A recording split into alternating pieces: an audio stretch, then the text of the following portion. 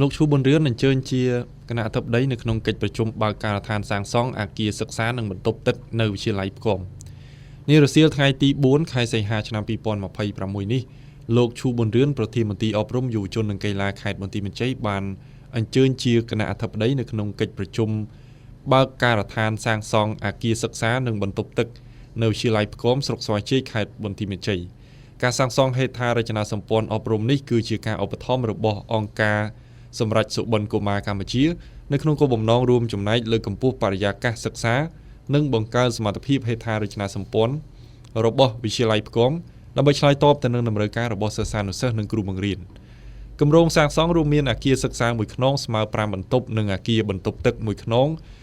មាន7បន្ទប់ដែលនឹងជួយបំពេញបន្ថែមនៅតម្រូវការបន្ទប់រៀននិងបន្ទប់អនាម័យសម្រាប់សិស្សានុសិស្សនៅក្នុងសាលារៀនក្នុងការនោះលោកប្រធានមន្ត្រីបានថ្លែងអំណរគុណចំពោះអង្គការសម្រាប់សុបិនកុមារកម្ពុជាដែលបានចូលរួមឧបត្ថម្ភនិងគាំទ្រដល់វិស័យអប់រំនៅក្នុងខេត្តបន្ទាយមានជ័យការចូលរួមពីសប្បុរសជននិងដៃគូអភិវឌ្ឍន៍នានាគឺជាកម្លាំងសំខាន់មួយនៅក្នុងការរួមចំណែកជាមួយរាជរដ្ឋាភិបាលនៅក្នុងការអភិវឌ្ឍវិស័យអប់រំ